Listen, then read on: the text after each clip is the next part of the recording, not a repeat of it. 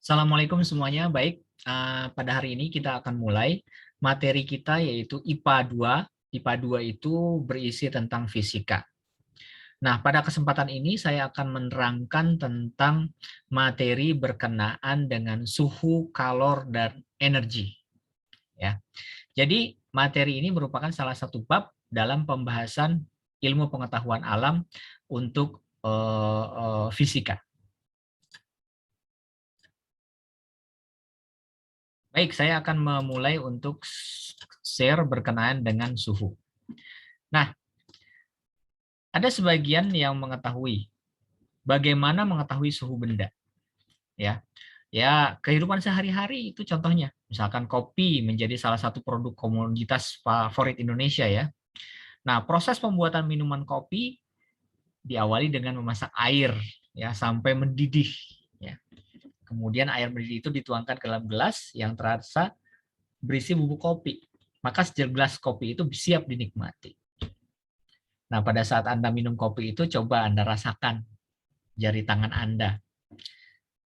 Air yang belum dimasak, kemudian dengan air yang sudah dimasak. Terjadi perbedaan suhu. Jadi panas dan dingin dikatakan sebagai salah satu ukuran dari suatu benda atau dari suhu suatu benda. Jadi pada saat air itu belum dimasak, itu tentunya akan terasa dingin ya. Itu artinya bahwa suhunya lebih rendah. Di Hong Kong saat ini menjelang musim dingin ya, di bulan Oktober ini. Nah, itu suhunya akan cenderung perlahan-lahan mulai turun. Ya, bahkan Hong Kong sampai di daerah Tung Chung itu sampai suhu 5, 6, ada yang sampai 9 derajat. Gitu ya. Nah, lain dengan musim panas yang suhunya 35 dan lain sebagainya. Ya. Nah, dapat dinyatakan bahwa suhu itu apa? Suhu itu adalah derajat tingkatan panas suatu benda atau kuantitas panas suatu benda. Ya. Kalau misalkan ditanya, apakah suhu itu? Suhu itu adalah suatu besaran, ya, besaran pokok. Ya. Tetapi satuan besaran pokoknya itu adalah derajat Kelvin. Ya. Kalau kita di Indonesia lebih umum cenderungnya pakai derajat Celcius, ya. Kalau memanaskan sampai 100 derajat Celcius. Ya. Nah, itu satuan derajat. Itu yang disebut dengan satuan derajat.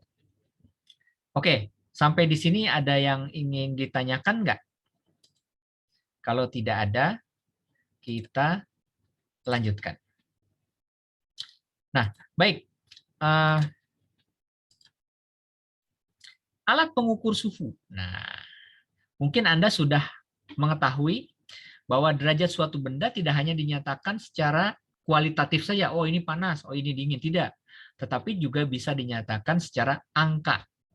Ya, suhu panas 100 derajat. Oh, kalau sekarang lagi musim COVID-19 gitu ya.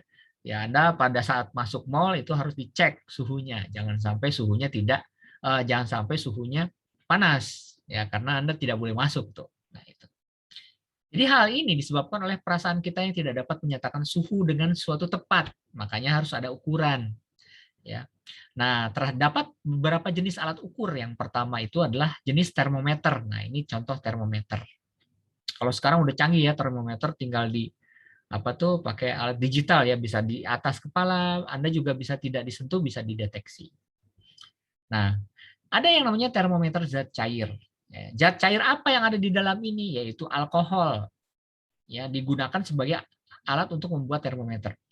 Nah, di sini ada yang namanya termometer laboratorium. Jadi kalau Anda ke lab, suka ada alat ini. Bentuknya panjang, skalanya itu antara minus 10 derajat sampai 110 derajat. Biasanya di dalamnya itu dengan menggunakan air raksa atau dengan menggunakan alkohol.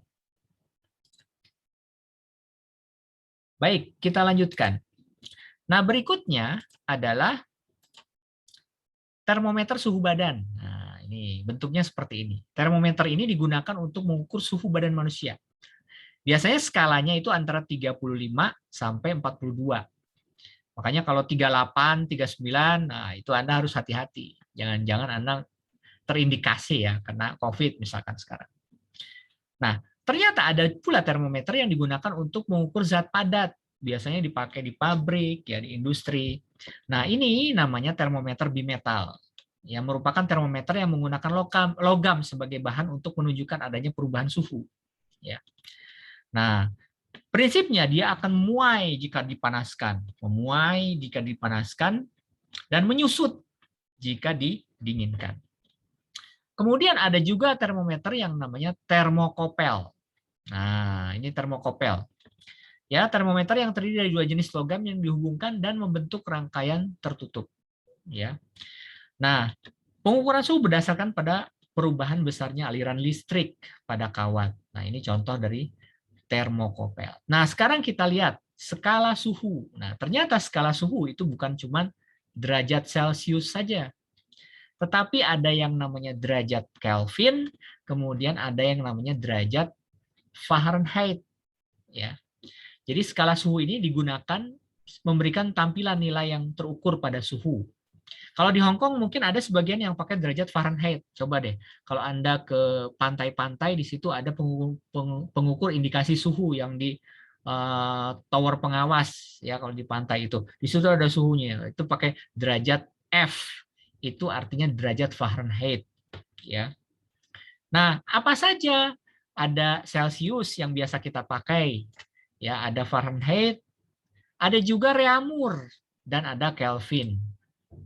Nah, tetapi satuan yang dipakai untuk satuan internasional itu merupakan skala suhu Kelvin. Semuanya pakai Kelvin. Kalau di Indonesia misalkan titik didih air panas itu kan 100 derajat Celcius. Pertanyaannya 100 derajat Celcius itu berapa derajat Kelvin? Ternyata 373,15 Kelvin. Dan 212 derajat Fahrenheit. Ya, kalau Anda pakai Fahrenheit. Nah, suhu tubuh manusia yang standar kan 37 derajat Celcius. Nah, kalau dalam Kelvin berapa? Oh, 310 derajat Kelvin. Kalau Fahrenheit 98 derajat Fahrenheit. Suhu kamar ya. Itu 25 derajat Celcius rata-rata suhu kamar itu. Berapa derajat Kelvin? 298. Berapa derajat Fahrenheit? 77 derajat Fahrenheit. Nah, titik beku air. Ya, kalau kita mengenal, oh, kalau batu es itu berapa? Oh, es itu 0 derajat Celcius. 0 derajat Celcius itu sama dengan 273 derajat Kelvin atau 32 derajat Fahrenheit. Nah, itu cara mengukur suhu. Lalu bagaimana caranya kita mengukur suhu-suhu tersebut? Nah, ya. Jadi, sebentar. Oke, perbandingan suhu. Nah, di sini ada yang namanya perbandingan suhu. Ya. Jadi ada skala Celcius, skala Fahrenheit itu dilambangkan dengan Reaumur itu R. Kalau Fahrenheit itu dilambangkan dengan F, Kelvin dilambangkan dengan K. Jadi kalau 100 derajat Celcius itu sama dengan 80 derajat Fahrenheit. 80 derajat Reaumur, 180 derajat Fahrenheit, dan 100 derajat Kelvin. Perbandingannya 180, 180, 100 gitu ya. Nah, skala Celcius, skala Reaumur, dan Fahrenheit itu kalau diskalakan itu adalah 5, 4, berbanding 4, berbanding 9, berbanding 5. Nah, biasanya kalau soal ujian nasional itu mengkonversi. Gitu, mengkonversi. Contohnya begini. Ada sebuah benda, ya, sebuah benda itu 45 derajat Celcius. Ya, ini salah nih penulisannya, mestinya 45 derajat Celcius. Pertanyaannya, 45 derajat Celcius itu berapa derajat Fahrenheit? Nah, ada rumus untuk derajat Fahrenheit, itu rumusnya adalah TF, ya ini rumusnya, sama dengan 9/5 TC ditambah 32. Ya, ini ketentuannya. 9/5 TC ditambah 32. Oh, berarti kan 9/5 dikali TC-nya berapa? Oh, ini 45. Ya, berarti 9/5 dikali 45. Hasilnya ditambahkan 32. 32 itu ketetapan. Oh, berarti 45 derajat Celcius itu sama dengan 113 derajat Fahrenheit. Nah, contoh kedua, misalkan. Berapakah 25 derajat Celcius kalau kita konversi ke dalam reamur? Nah, kalau untuk mengkonversi ke reamur, pakai rumus yang berbeda lagi. Nah, ini ketentuan rumusnya adalah TR sama dengan 4/5 TC. Ya, jadi 4/5 TC. Itu sama dengan 4/5 dikali berapa? Oh, 25. Berarti 25 dikali 4 dibagi 5. 25 kali 4, 100. 100 bagi 5, 20. Oh, 20 derajat reamur. Berarti 25 derajat Celcius itu sama dengan 20 derajat reamur. Itu dapat dari mana, Pak? Oh, dari formulasi yang perbandingan tadi. Nah, dari yang perbandingan tadi. Oke, baik, kita lanjutkan. Lalu berikutnya, kalau misalkan 78 derajat Celcius, itu berapa derajat Kelvin? Nah, sekarang konversi dari Celcius ke Kelvin. Ya. Dengan menggunakan persamaan perbandingan suhu diperoleh. Nah, ini rumusnya nih. TR itu sama dengan TC ditambah 273. Sorry, ini bukan TR ini. TK. Ya, T itu suhu, T itu suhu, ini K-nya itu Kelvin. Oh, berarti kalau misalkan 1 derajat Celcius itu berapa derajat Kelvin? Berarti 1 ditambah 273, 274 derajat Kelvin. Nah, kalau misalkan 78 derajat Celcius itu berapa Kelvin? Berarti 78 ditambah 273 sama dengan 351 derajat Kelvin. Kalau 5 derajat Celcius, berapa derajat Kelvin? Ya gampang, 5 ditambah 273 sama dengan 278 derajat Kelvin. Nah, inilah berkenaan dengan konversi suhu. Ya, soal seperti ini sering sekali keluar di ujian nasional. Tadi saya menjelaskan tentang pemuaian. Ya, Anda lihat ini kereta api. Ya, itu kalau relnya itu kalau misalkan pada suhu tertentu dia akan seperti ini, agak terpisah.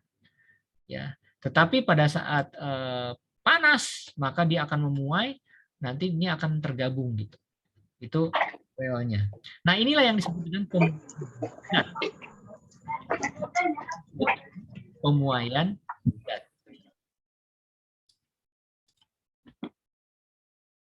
Nah, jadi pemuaian itu pada saat rel kereta tadi ya, pada saat suhu dingin dia terpisah itu. Tapi pada suatu suhu panas dia akan nyambung gitu. Nah, jadi kalau pemuaian itu artinya adalah kalau misalkan ada benda pada saat dia akan panas dia akan memanjang gitu, akan memanjang. Tapi pada saat suhu dingin dia akan surut gitu. Nah, itu ada proses pemuaian. Ya. Nah, jadi ini pada saat suhu dingin nih, tapi pada saat suhu panas dia akan memuai, memanjang. Nah, jadi itu yang disebut dengan, nah kalau sekiranya ada benda seperti ini, pada suhu 0, pada suhu tertentu, T awal, ya, pada suhu, panjangnya sekian, panjangnya L. Nah, kemudian dipanaskan, jadi bertambah panjang. Nah, pertambahan panjang ini adalah delta L. Rumusnya adalah L dikurangi L0. Jadi kalau panjangnya asalnya 10 cm, bertambah menjadi 15 cm.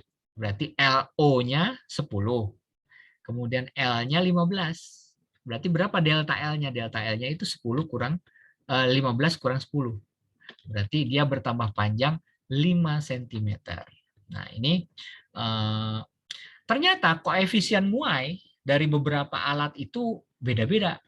Beberapa material ya. Baja 0,000011 ya. Tembaga kuningan itu namanya koefisien muai panjang. Tergantung jenis alat tersebut. Nah, jadi koefisien muai panjang itu rumusnya adalah pertambahan panjang atau delta L tadi dibagi dengan panjang mula-mula L dikali dengan kenaikan suhu. Nah, ini rumusnya. Ya, ini rumusnya.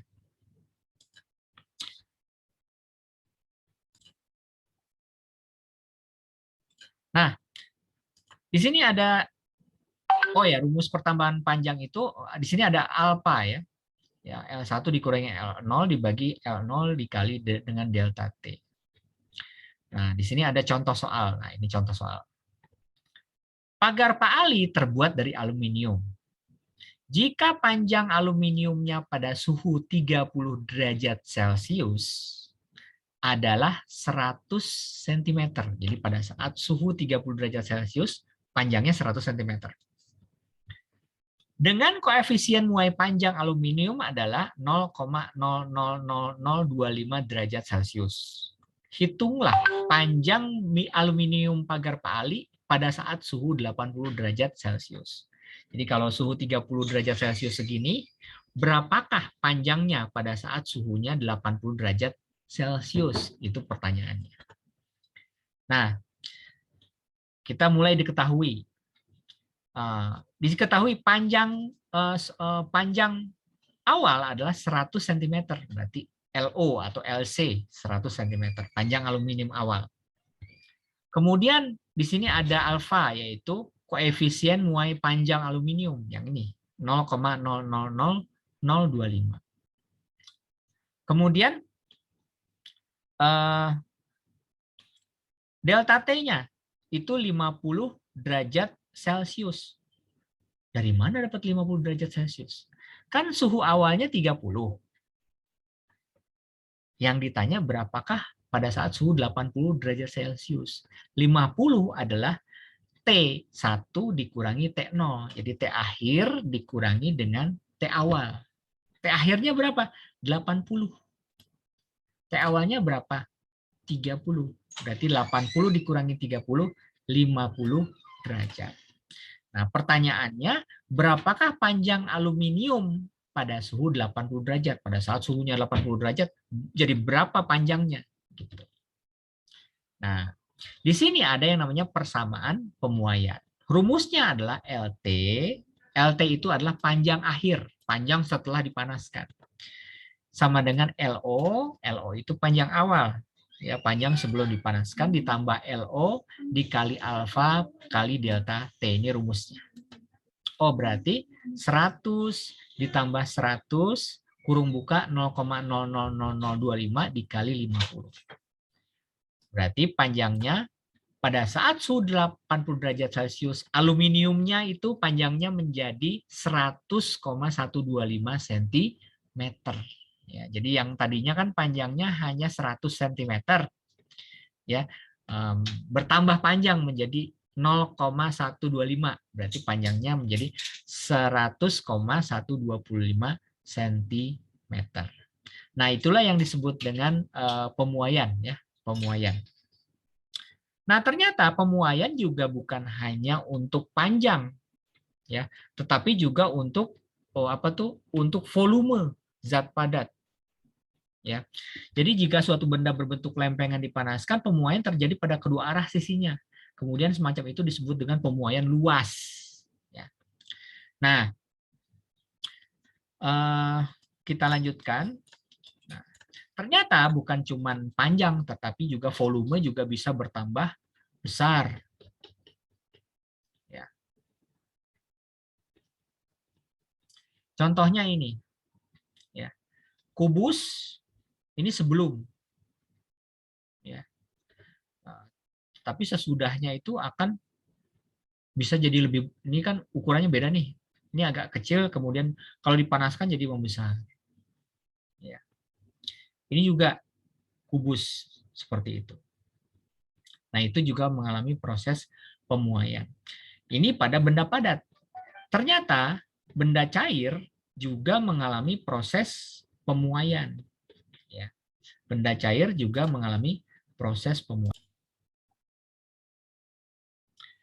Berikutnya adalah materi kita akan membahas tentang kalor. Ya. Apa itu kalor? Ya. Jadi suhu menyatakan tingkat panas benda. Ya, jadi pada saat Anda memasak air, maka diperlukan energi panas untuk menaikkan suhu air. Makanya diperlukan kompor tuh di bawahnya, supaya airnya itu menjadi bertambah panas. Nah, kemudian Pada suhu yang sama, zat yang masanya lebih besar akan mempunyai energi panas. Jadi kalau dia suhunya lebih gede, itu energinya lebih besar pula. Nah, di sini energi panas berpindah dari benda yang bersuhu tinggi ke benda yang suhunya lebih rendah. Gitu. Jadi kalau di bawah ada api, maka api itu kan berpindah tuh ke panci, kemudian ke air. Ya, itu ada proses perpindahan energi. Ya. Jadi 1 kalori adalah jumlah energi panas yang dibutuhkan untuk menaikkan suhu 1 gram air hingga naik sebesar 1 derajat Celcius. Ya. Nah, kemudian kalor dan perubahan suhu benda. Nah, di sini ada kalor dan perubahan suhu benda. Itu setiap benda itu lain-lain. Ada air, kalor jenisnya itu 4,184. Alkohol 2,450. Ya, itu kalor jenis. Kemudian aluminium juga lain. Karbon, besi, tembaga, perak. Perak itu 235 joule per kilogram. Nah, kemudian bagaimana rumusnya? Nah, rumus kalor itu sederhana, ini umum, sering terjadi. Ya. Rumus kalor ini sederhana. Saya share screen lagi ya. Oke, rumus kalor adalah Q sama dengan C dikali M kali delta T. Q itu apa? Kalor yang dibutuhkan. C kalor jenis. M massa benda, berat benda itu. Dan delta T itu berapakah kenaikan suhu benda tersebut. Ya. Misalkan ada soal ya, diketahui benda beratnya 500 gram. Kita rubah 500 gram itu menjadi 0,5 kilogram dibagi 1000. Ya, 500 gram dibagi 1000, 0,5 kilogram. Kemudian diketahui kalor jenis air. Oh, ternyata bendanya air itu 4,184 joule. Ya. Kemudian kenaikan suhu air. Oh, ternyata air dinaikkan suhunya. 100 dikurangi 30, 80 derajat Celcius. Ya, 80 derajat Celcius. Pertanyaannya, berapakah kalori yang dibutuhkan untuk menaikkan suhu air tadi? Kita ingat rumus M sama dengan Q sama dengan C dikali M dikali delta T. Q-nya 4,184 dari sini nih. C-nya adalah 4,184. Ya, dari sini C-nya. Kemudian M 0,5, masanya 0,5 kg. Jadi kalau gram dirubah dulu menjadi 0,5 kg. Kemudian delta T, perubahan suhunya itu adalah 80 derajat Celcius. Ya. 4,184 dikali 0,5 dikali 80. Hasilnya adalah 167.360 joule. Berarti kalornya adalah 167.360 joule. Nah, ini soalnya seperti ini dengan memanfaatkan rumus yang tadi.